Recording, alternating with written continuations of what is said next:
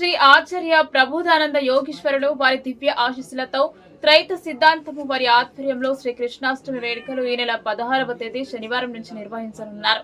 ఈ మేరకు ప్రబుద్ధ సేవా సమితి హిందూ జ్ఞాన వేదిక హైదరాబాద్ శాఖ ఆధ్వర్యంలో అన్ని ఏర్పాట్లు చేశారు. ఈ నేపథ్యంలోనే శ్రీ కృష్ణాష్టమి వేడుకల వివరాలను ప్రబుద్ధ సేవా సమితి హిందూ జ్ఞాన వేదిక హైదరాబాద్ శాఖ ఉపాధ్యక్షులు గిరి మరియు కుమార్ నేడు ఇక్కడ వివరించడం జరిగింది.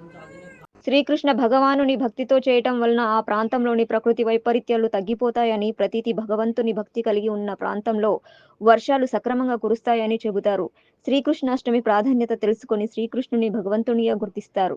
ప్రతి సంవత్సరం సాంప్రదాయం కలిగిన పండుగగా శ్రీకృష్ణాష్టమి చేసుకొని మన కర్మలను లేకుండా చేసుకుంటాము. ఈ క్రమంలోనే ఈ నెల 16వ తేదీ నుంచి శ్రీ శ్రీ శ్రీ ఆచార్య ప్రబోధానంద యోగీశ్వరులు వారి దివ్య ఆశీస్సులతో త్రైత సిద్ధాంతము వారి ఆధ్వర్యంలోకి శ్రీ కృష్ణాష్టమి వేడుకలు ఘనంగా జరుగుతున్నాయి. హైదరాబాద్ చైతన్యపూర్లో గల శ్రీకృష్ణ మఠం వద్ద ఉన్నాము. ఇక్కడ మనకి అందుబాటులో ప్రబోధ సేవా సమితి హిందూ జ్ఞాన వేదిక హైదరాబాద్ అధ్యక్షులు గిరి గారు మరియు ఉపాధ్యక్షులు కుమార్ గారు ఉన్నారు. గిరి గారు చెప్పండి, కృష్ణ జన్మాష్టమి సందర్భంగా ఏర్పాట్లు కానీ ఏ విధంగా ఉన్నాయి? శ్రీ శ్రీ ఆచార్య ప్రబోధానంద యోగేశ్వరుల పాదపద్మలను నమస్కరిస్తూ శ్రీకృష్ణ జన్మాష్టమి వేడుకలు అంగరంగ వైభవంగా శ్రీ చైతన్యపురి ఈ కాలనీలో మేము చేసుకోవడం జరుగుతుంది. 16వ తేదీ నుంచి 26వ తేదీ వరకు, అంటే 10 రోజులు చేసుకోవడం జరుగుతుంది. లాస్ట్ రోజు, చివరి రోజు స్వామివారి ఊరేగింపు, పల్లకి ఊరేగింపు కార్యక్రమం ఉంటుంది. ఈ పల్లకి ఊరేగింపు కార్యక్రమానికి తెలంగాణకు సంబంధించి కానీ, ఆంధ్రాకు సంబంధించి కానీ అన్ని ప్రాంతాల నుంచి చాలామంది మా త్రైత సిద్ధాంత భక్తులందరూ ఇక్కడ పాల్గొనడం జరుగుతుంది. అదే కాకుండా ఇక్కడ సంబంధించిన చైతన్యపురి మాకు ఉన్న ఎమ్మెల్యే గారు కానీ, స్థానిక పోలీస్ స్టేషన్లో ఉన్నటువంటి సిఐ గారు కానీ, మిగతా సభ్యులందరూ, అంటే కాలనీ నాయకులు కానీ, కార్పొరేటర్ వాళ్ళు కానీ అందరినీ ఆహ్వానించడం జరిగింది.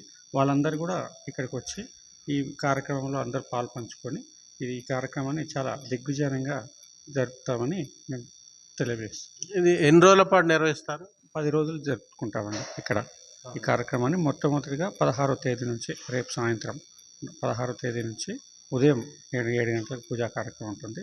సాయంత్రం 6 గంటలకు పూజా కార్యక్రమం ఉంటుంది. రోజు అదేవిధంగా మళ్ళీ ఇక్కడ కొన్ని ఆధ్యాత్మిక కార్యక్రమాలు, ప్రవచనాలు కూడా జరుగుతుంది. లాస్ట్ చివరి రోజు 26వ తేదీ మధ్యాహ్నం 2 గంటలకు పల్లకి ఊరేగింపు కార్యక్రమం ఉంటుంది. అంటే ఇప్పుడు చైతన్యపూర్లో మీరు ఎన్నేళ్ళుగా ఇట్లా నిర్వహిస్తున్నారు? మేము ఇక్కడ 2018 నుంచి ఇక్కడ చేయడం జరుగుతుంది. దాదాపు ఇప్పటికి 8 సంవత్సరాలు, 8వ సంవత్సరం అండి చేయడం జరుగుతుంది. ధన్యవాదాలు గిరి గారు. కుమార్ గారు చెప్పండి, ఇక్కడ ఏర్పాట్ల గురించి.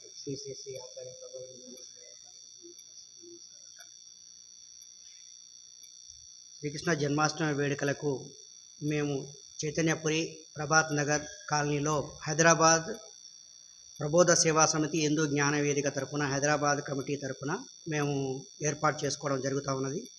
దీనికి చాలా ప్రాంతాల నుంచి మా త్రైత సిద్ధాంత భక్తులే కాకుండా హైదరాబాద్లో ఉన్నటువంటి రకరకాల వేరే వేరే ప్రాంతాల్లో ఉన్న వాళ్ళు కూడా ఇక్కడికి వచ్చేసేసి ఆయన జన్మ విశిష్టతను, అంటే శ్రీకృష్ణుడు ఎందుకు నీలి రంగులో ఉన్నాడు, ఆయన కాళ్ళు స్లాంగ్గా ఎందుకు పెట్టినారు, తర్వాత ఆయన నెమలిపించం ఎందుకు ధరించినాడు, తర్వాత ఆయన ఫ్లూటు 9 రంధ్రాల ఫ్లూట్ని ఎందుకు పట్టుకున్నాడు, ఆయన కింద పాదమట్టంలో కింద చరాచర ప్రకృతికి సంబంధించిన బేస్ ఎందుకు ఉన్నది, తర్వాత ఇటువంటి విషయాలన్నీ మా సాయంత్రం 7 గంటలకి, సాయంత్రం 6:30 ప్రాంతంలో పూజా కార్యక్రమం స్టార్ట్ అయ్యి, పూజ అయిపోయిన తర్వాత భగవద్గీత జ్ఞాన విశిష్టతని తెలియజేయడమే కాకుండా ఆయన యొక్క భూమి మీదకి దేవదేవుడు మన కోసం జన్మ తీసుకొని, ఆయనకి ఏ కర్మ లేదు, ఆయన స్వతహాగా మన కోసం కర్మ రాసుకొని భూమి మీదకి వచ్చేసి ఆయన ఏం చేసినాడంటే మనకు ఎలా ఉండాలి, ఎలా ఉండకూడదు, ధర్మాలేంటి, అధర్మాలేంటి అని చెప్పేసి భగవద్గీత రూపంలో జ్ఞాన సందేశాన్ని మనకు భూమి మీద ఇచ్చిపోవడం జరిగింది. ఆ వివరాన్ని మనం ప్రతిరోజు సాయంత్రం దాన్ని అందరికీ ఎరకజేసుకుంటూ, జీవుడుగా నేను ఒక్కసారి మళ్ళీ దాన్ని గుర్తు చేసుకుంటూ అందరికీ తెలియజేసి, ఆయన ఏం చెప్పినాడే దేవుడు భూమి మీదకి వచ్చేసేసి మీ కర్మలు, మీరు ఇంతకుముందు ఒకసారి ఒక ప్రశ్న అడిగినారు, కర్మలు ఇన్ని రకాల కర్మలు జరుగుతూ ఉన్నాయి, అనర్థాలు జరుగుతూ ఉన్నాయి ప్రపంచంలో, దానికి ఏంటి ఆధారం ఏంటి, పోవాలంటే ఏం చేయాలని చెప్పేసి అయితే దేవుడు భూమి మీదకి వచ్చేసి ధర్మాలు ఏవి అధర్మాలు ఏవి భగవద్గీతలో తెలియజేయడం జరిగినది. ఏ ధర్మాలైతే మనం ఆచరించేసి జ్ఞానాన్ని తెలుసుకొని ఆ యోగాన్ని ఆచరించేసేసేసి మనం మన కర్మని కాల్చుకోవడానికి అవకాశం ఉన్నది.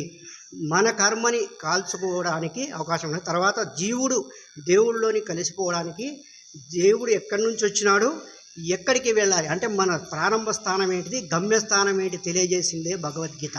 దేవుడు ఏం చెప్పినాడంటే మన కర్మని కాల్చుకోవడానికి రెండు మార్గాలు ఉన్నాయి. ఒకటి అనుభవించైనా కాల్చుకోవాలి, అంటే సుఖ రూపంలో అనుభవించైనా కాల్చుకోవాలి. లేదు అంటే నా జ్ఞానాన్ని తెలుసుకొని నువ్వు తెలుసుకున్న జ్ఞానాన్ని నలుగురు తెలియజేసి నీ కర్మను పోగొట్టుకునే విధానం ఒకటి చెప్పినాడు.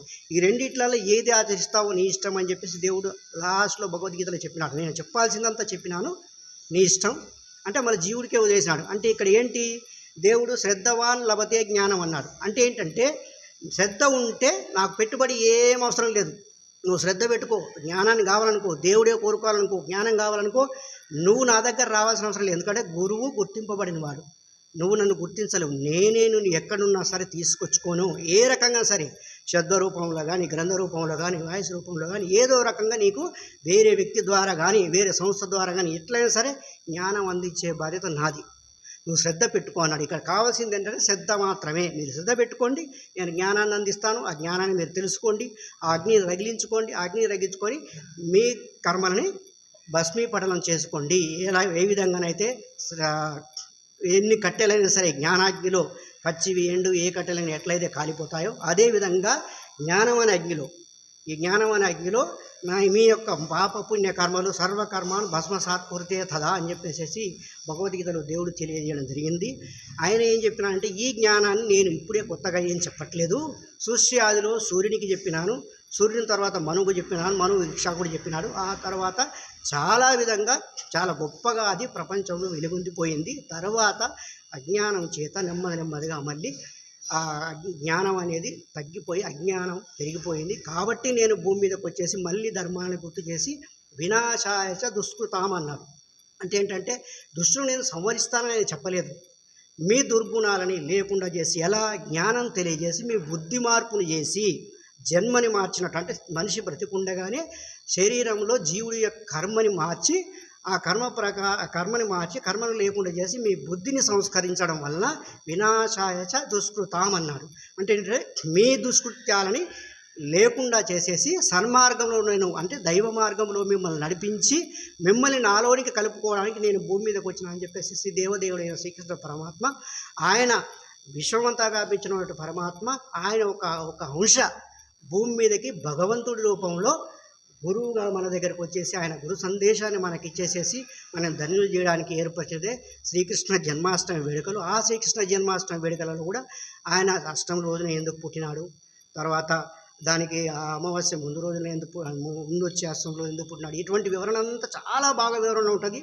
ఎవరైనా ఈ ఛానల్ని గమనించే వాళ్ళు, చూసేవాళ్ళు ఎవరైనా సరే ఆ విషయాన్ని తెలుసుకొని దైవధ్యాస ఉన్నవాళ్ళు ఎవరైనా అరే ఇది బాగుంది, ఎక్కడ చేరండి, ఎక్కడ ఇన్ని సంవత్సరాలు, నాకు 50 సంవత్సరాలు ఉన్నాయి, 50 సంవత్సరాల త్రైత సిద్ధాంత జ్ఞానం తెలుసుకున్నంత వరకు నాకు భగవద్గీత అంటే ఏంటో తెలియదు, చాలా వేరే భగవద్గీత చదివినగా నాకు ఏమీ అర్థం కాలేదు. ఇటువంటివి ఉంటాయి. ఎందుకంటే దేవుడు మనకు ఎప్పుడు అందిస్తాడో అప్పుడు అందిస్తాడు. మనకు శ్రద్ధ ఉంటే ఆయన ఎక్కడైనా జ్ఞానం ఇస్తాడు. కాబట్టేసేసి అసలైనది ఎక్కడుంది, శాస్త్రాధారమైనది ఎక్కడుంది, శాస్త్రబద్ధమైనది ఎక్కడ ఉంది, ఎట్లంటే మనం ఏదైనా చేసినామంటే 2×2×4 ఎక్కడైనా ప్రపంచంలో ఎక్కడైనా 4 అవుతుంది, అది శాస్త్రం. అట్లాగే భగవద్గీతలో చెప్పే ఏ శ్లోకమైనా అది శాస్త్రబద్ధమైనది, ఎందుకంటే జరిగి తీరుతుంది అన్నట్టు. ఎందుకంటే జ్ఞానం విజ్ఞాన రూపంలో, అంటే చెప్పబడిన జ్ఞానం ఏదైతే ఉందో అది అనుభవానికి రావాలి, అంటే శాస్త్రాధారం కావాలి. ఒక నీరు హైడ్రోజన్ ఆక్సిజన్ కలిస్తే నీరు ఏర్పడితే ప్రయోగం ద్వారా నీరు ఏర్పడడానికి అవకాశం ఉంది. ఆ నీరుని విడగొట్టి మళ్ళీ హైడ్రోజన్ ఆక్సిజన్ కూడా విభజించడానికి అవకాశం ఉంది కదా, అంటే అది శాస్త్రాధారం, అంటే అది జరిగి తీరుతుంది. అట్లాగే భగవద్గీతలో చెప్పిన ప్రతిదీ జాతసహి ధ్రువ మృత్యు జన్మ మృతస్సజ అన్నాడు. అంటే పుట్టినవాడు చావక తప్పదు, చచ్చేవాడు పుట్టక తప్పదు అని చెప్పిన, అంటే అంత శాస్త్రాధారం, అంటే జరుగుతుంది కదా బయట, అంతర్శాస్త్రాధారమైనదే భగవద్గీతలో ఇచ్చిన ప్రతి శ్లోకం కూడా. కాబట్టి ఆ శ్లోకాలకి వివరణ, సరైన వివరణ, శాస్త్రాధార వివరణ మనం తెలుసుకొని దాన్ని ఆచరించి మనం దేవుళ్ళలోనికి ఐక్యమైపోవాలని చెప్పేసి దేవదేవుడైన శ్రీకృష్ణ పరమాత్మ కోరుకుంటూ నమస్కరిస్తున్నాను. అంటే ఒక చైతన్యపురితో పాటు ఇంకా హైదరాబాద్ జిల్లాలో ఇంకెక్కడైనా చేస్తున్నారు? చైతన్యపురితో పాటు హైదరాబాద్లో 4 6 ప్రాంతాల్లో జరుగుతున్నదండి. ఒకటి మన బాలానగర్ ఏరియాలో జరుగుతున్నది, తర్వాత ఉప్పల్లో జరుగుతూ ఉన్నది, ఇంకోటి వచ్చేసి మన నాచారం మల్లాపూర్లో జరుగుతున్నది, తర్వాత హబ్సిగూడలో జరుగుతున్నది, తర్వాత ఇక్కడ చైతన్యపూర్ ఇక్కడ జరుగుతున్నది, తర్వాత అనుబంధ నగరాలు అటువంటి షాద్నగర్ అనుకోండి, ఇక్కడ మన దగ్గరలో ఉన్నట్టు అంటే రూరల్ ప్రాంతాలలో కూడా చాలా ప్లేసులు ఆల్మోస్ట్ 225 ప్రాంతాల్లో తెలంగాణ ఆంధ్రప్రదేశ్ రాష్ట్రాల్లో జరుగుతున్నది. దాంతోపాటు జపాన్ దేశంలో కూడా, తర్వాత USA దేశంలో కూడా మన జ్ఞాన సభ్యులు ఉన్నారు. వాళ్ళు శ్రీకృష్ణాష్టమికి చాలా అంగరంగ వైభవంగా ఘనంగా జరుపుకుంటారు. ఇక్కడ ఉద్దేశం ఏంటంటే మనం గొప్పగా జరుపుకునే ఉద్దేశం అంటే ఆయన గొప్పవాడు, ఆయన మన కోసం వచ్చినాడు. ఆ గొప్ప అంటే ఏంటంటే ఆయన తెలిపిన జ్ఞానాన్ని బయటకు తెలిసే విధంగా చెప్పడమే గొప్ప. ఆయన ఏం చెప్పినాడు, నా పనులు మీరు చేయండి, మీకు ఏది చేత కాకుండా నా పనులు చేయండి అన్నాడు.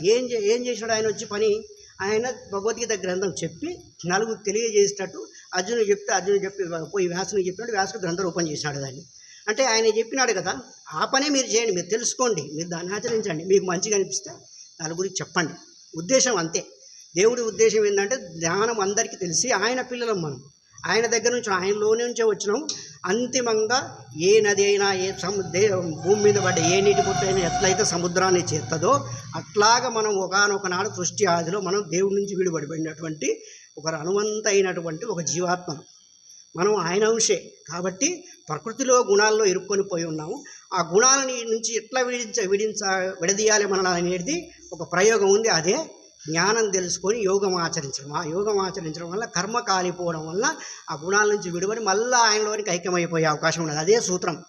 ఆ సూత్రాన్నే మా గురువు గారు అయినటువంటి శ్రీ ఆచార్య ప్రబోధానంద యోగీశ్వరుల వారు త్రైత సిద్ధాంతం అనే పేరుతోని చెప్పడం జరిగింది. త్రైత సిద్ధాంతం అంటే కొత్తదేం కాదు. సృష్టి ఆదిలో భగవద్గీతని సృష్టి ఆదిలో భగవంతుడు చెప్పినప్పుడు ఉన్న సూత్రమే, సృష్టి యొక్క ఏర్పడ్డ సూత్రమే త్రైతం. త్రైతం అంటే 3 ఆత్మలు అని. జీవాత్మ, ఆత్మ, పరమాత్మ. జీవాత్మ అంటే అనుభవించేవాడు, ఆత్మ అంటే అనుభవింపజేసేవాడు, అంటే శరీరాన్ని నడిపించేవాడు. నకసిక పర్యంతము సర్వకాల సర్వావస్థల యందు మన శరీరాన్ని చైతన్యపరిచి కష్ట సుఖాలను మన శరీరంలో అనుభవింపజేసి మనం చేస్తున్న కర్మని రాసి కొత్త కర్మని రాసేవాడు, పాత కర్మని తీసేసేవాడు కూడా శరీరంలో ఉన్న ఆత్మ. ఈయనే కాకుండా 16వ శ్లోకంలో భగవద్గీత సందర్శనంలో 16వ శ్లోకంలో ఏం చెప్తున్నాడు, ఈ ఇద్దరే కాకుండా 3వ పురుషుడు అయితే పరమాత్మ, విశ్వమంతా నీలో నాలో అనుమానంలో ఎక్కడ సందు లేకుండా విశ్వమంతా వ్యాపించిన పరమాత్మని నేను సాక్షిగా చూస్తూ ఉన్నాను అని చెప్పేసి చెప్పినాడు. అంటే ఏంటి? 3 ఆత్మలు, జీవాత్మ, ఆత్మ, పరమాత్మ. ఈ 3 ఆత్మల సిద్ధాంతమే త్రైత సిద్ధాంతం. త్రైత సిద్ధాంతం కొత్తదేం కాదు, సృష్టి ఆదిలో దేవుడు చెప్పినది. అది మనుషులకుమైన మనకు తెలియకుండా పోవడం వల్ల దేవుడే భూమి మీదకి వచ్చేసి మళ్ళీ ఒకసారి గుర్తు చేయడం జరిగిందండి. అంటే ఇప్పుడు మరింత సమాచారం కోసం భక్తులు ఎవరైనా సంప్రదించాలంటే మీ కమిటీ ఏదైనా నెంబర్ ఇస్తారా? ఉన్నదండి. ఇప్పుడు ప్రతి గ్రంథంలో త్రైతశకం.org అనే మా వెబ్సైట్ ఉన్నది. తర్వాత జ్ఞానవాహిని అనే ఛానల్ ఉన్నది. తర్వాత ఇంకా 2-3 ఛానల్స్ ఉన్నాయి. ప్రతి దాంట్లో మేము అన్ని ఓపెన్ బుక్ అనే స్వామివారు ఓపెన్ పెట్టినారు. ఎందుకంటే జ్ఞానం ఇది గంప కింద దాచుకోవడానికి కాదు, అందరికీ తెలియడానికి అని చెప్పేసి ఎవరైనా సరే గ్రంథాలు తీసుకోలేని పరిస్థితి ఉంటే ఏమున్నదో త్రైతశకం.orgలోకి వెళ్ళి పబ్లికేషన్స్ అని ఓపెన్ చేసేసి అందులో తెలుగు ఉంటాయి, ఒడియా ఉంటాయి, కన్నడ గ్రంథాలు ఉంటాయి. ఏ గ్రంథాన్ని ఓపెన్ చేసి ఓపెన్గా చదువుకోవచ్చు. ప్రతి గ్రంథంలో మా వెబ్సైట్ ఉంటుంది. ప్రతి గ్రంథంలో మా ఒక్కరిదే కాదు, ఈ ప్రపంచంలో ఎక్కడ ఏ మూలన సిద్ధాంతం సంబంధించిన జ్ఞానం తెలుసుకున్న వాళ్ళు ఉంటే వాళ్ళ నెంబర్లు ప్రతి ఏరియా వైజ్గా దాంట్లో ఎంటర్ చేసి ఉంటాయి. ఎవరు ఎక్కడైనా సంప్రదించవచ్చు.